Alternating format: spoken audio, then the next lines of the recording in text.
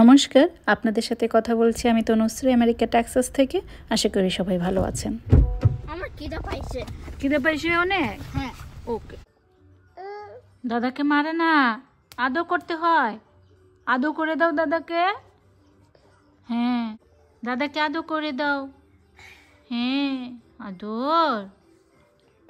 হ্যাঁ।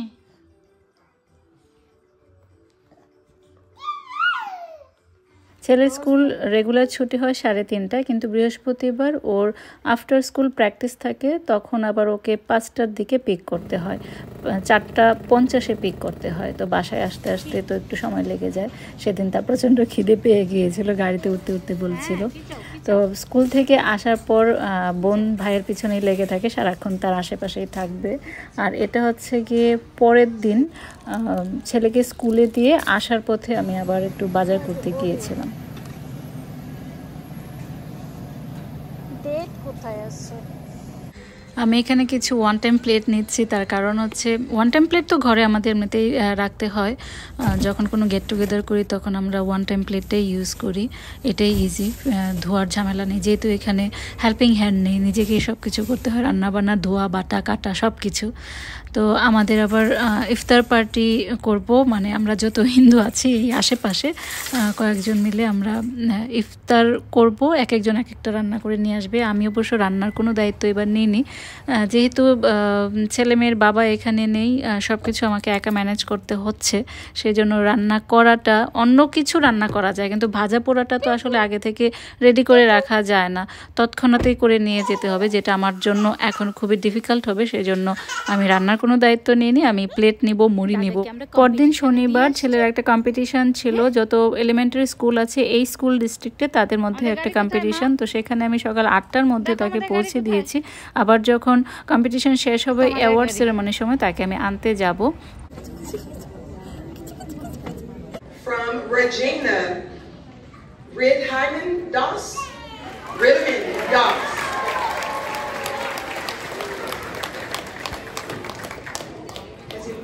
Has Ridheimen come up yet? All right, so Ridheimen is going to get a second award because he is the only student to have spelled all 50 words correct.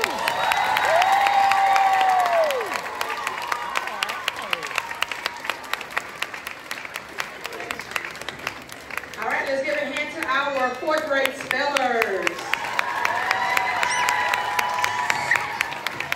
Thank you guys, you may return back to your seats. We'll now move on to 3rd grade spelling. Honorable mention goes to, in first place with 181 points, Regina. আমার ছেলে যে স্কুলে পড়ে সেই school এবার first হয়েছে। এটা খুব ভালো লাগছিল যে এখান থেকে আমরা চলে যাব, তার আগে অন্তত দেখে গেলাম যে রেজিনা যে স্কুলে পড়ে আমার ছেলে সেই স্কুলের নাম ফার্স্ট হয়েছে। আর আমার ছেলে এবার দ্বিতীয় আরেকটা অ্যাওয়ার্ড পেয়েছে, সেটা হচ্ছে ও হচ্ছে বানান প্রতিযোগিতায় অংশগ্রহণ করেছিল।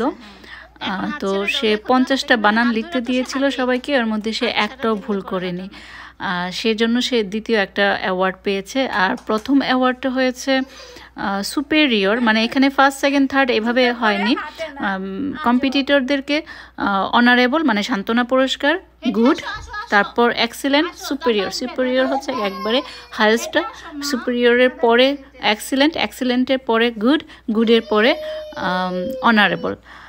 তো আমার ছেলে সুপেরিয়র পেয়েছে, আর আরেকটা অ্যাওয়ার্ড যেটা সে একটা বানানো ভুল করেনি সেটার জন্য পেয়েছে।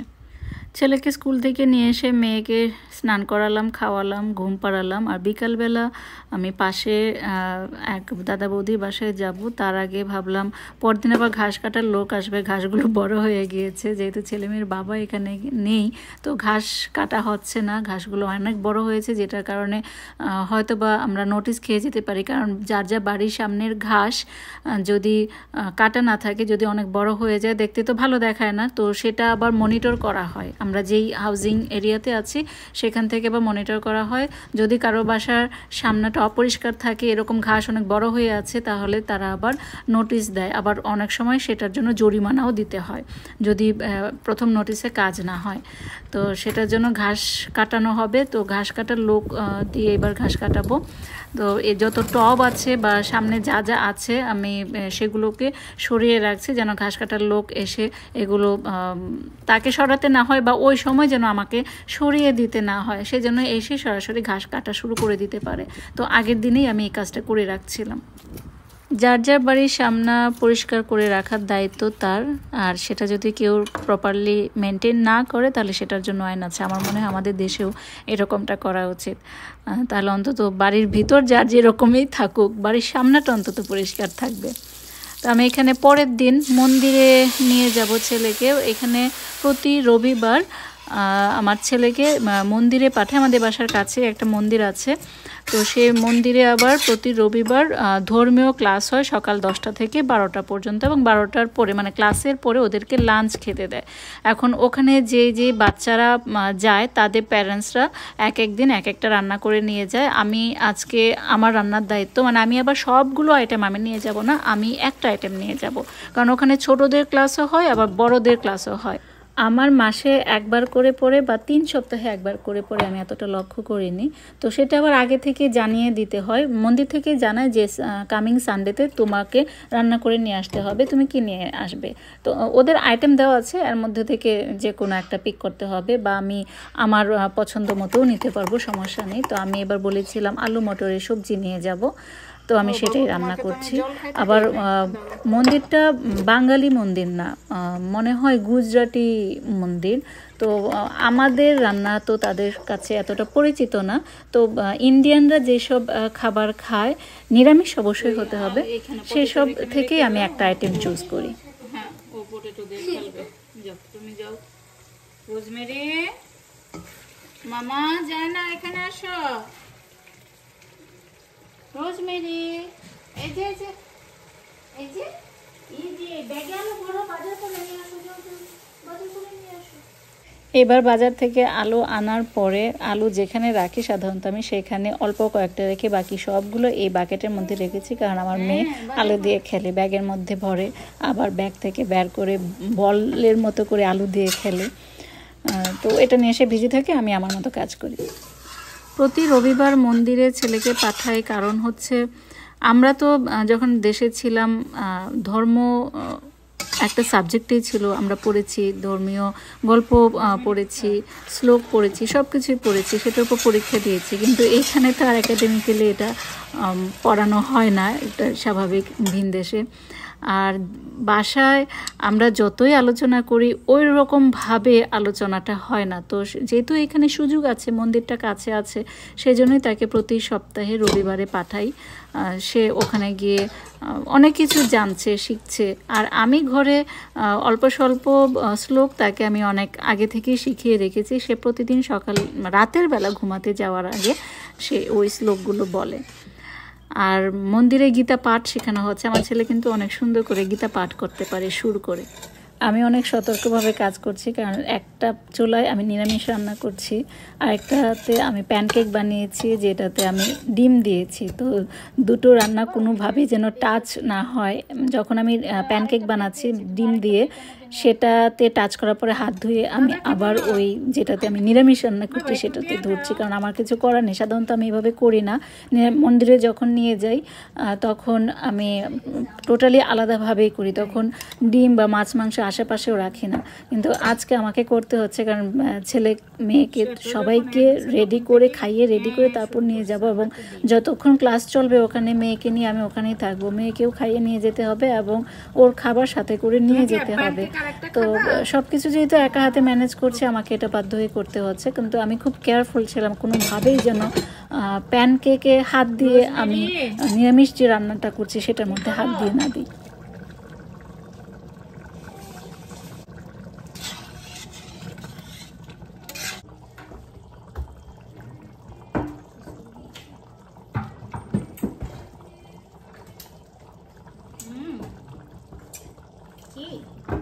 মামা মামা মামা এটা জলে না।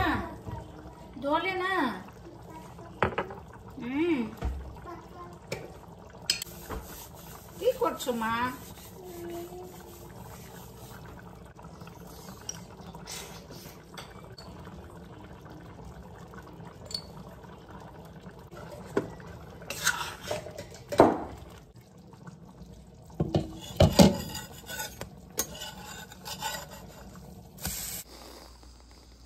বেশি দিও না বাবা, চকলেট ইয়ে সব।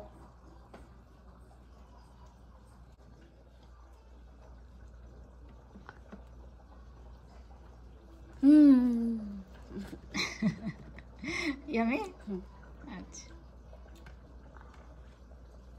ছেলেকে ক্লাসে ঢুকিয়ে দিয়ে আমি যেখানে পূজা হয় যে রুমটাতে, সেইখানে মেয়েকে নিয়ে এসে বসে আছি। এই রুমটা বিশাল বড়, পুরো একটা বিল্ডিং, কিন্তু রুম আলাদা আলাদা। কিন্তু যেখানে পূজা হয় সেই রুমটা বিশাল বড়। আর এই রুমটাতে ছেলে ক্লাস হয়। এখন ছেলে এখানে নেই, পাশে অন্য একটা রুমে গিয়েছে। সেখানে সম্ভবত ওদেরকে গীতা পাঠটা কিভাবে করতে হবে সেটা নিয়ে তাদেরকে বলছে, কারণ সামনে ওদের গীতা পাঠ প্রতিযোগিতা আছে। তো আমি আবার যে রুমটাতে পূজা হয় সেই রুমটাতে এসেছি, কারণ একটু পরে যত স্টুডেন্ট ওখানে ক্লাস করে এবং বড়রা যারা ক্লাস করে তারা সবাই এখানে আসবে। আরতি হবে। আরতির সময় সব বাচ্চারা লাইন ধরে দাঁড়িয়ে থাকে। তারপর আরতি শেষে প্রদীপ একজন সবার সামনে নিয়ে যায়, প্রণাম করে। তো আমার কাছে একটা জিনিস খুব ভালো লাগে কি, এত দূরে এসেও ছেলেকে যে এতটুকু শিখাতে পারছি বা এতটুকু দেখাতে পারছি, বাসায় আমি কি করি সেটা তো টোটালি আমার উপরে, কিন্তু তারপরে মন্দিরে এসে অন্য সবাই করছে, অন্যকে দেখেও মানুষ শেখে, ইন্সপিরেশন পায়। তো সেটা যে দেখানোর সুযোগ পাচ্ছি সেটা আসলে অনেক বড় ব্যাপার। আমার মেয়ে তো কিভাবে প্রণাম করতে হয় প্রদীপ সামনে আসলে সেটা শিখে ফেলেছে তার ভাইকে দেখতে দেখতে। ওর বাবা যখন সন্ধ্যার সময় প্রদীপ দেখায় ঘরে ঠাকুরের সামনে, তখন ওদের সামনে যখন নিয়ে আসে ছেলে তো প্রণাম করে, ওটা দেখা দেখি মেয়েও করে। এবং ওর বাবা যখন ঠাকুর ঘরে যায়, ঘন্টার শব্দ পায় মেয়ে, তখনই সে চিৎকার করতে থাকে কখন তার বাবা তার সামনে প্রদীপ নিয়ে আসবে।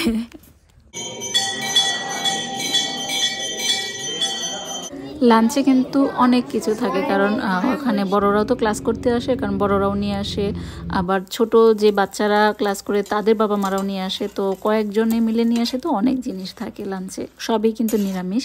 আর বাসায় আসার পরে ঘাস কাটার লোক এসেছিল, তাকে আমার সব কিছু দেখিয়ে দিতে হয়েছে। বিকালবেলা আবার আমার ছেলের ফ্রেন্ড এসেছে, আমেরিকান ফ্রেন্ড, তো তাকে আমি ফ্রেঞ্চ টোস্ট বানিয়ে দিয়েছিলাম। আমি আজকে ব্লগটা এখানেই শেষ করছি। সবাই ভালো থাকবেন, by. Here it is, the whipping cream, and be careful, it is hot.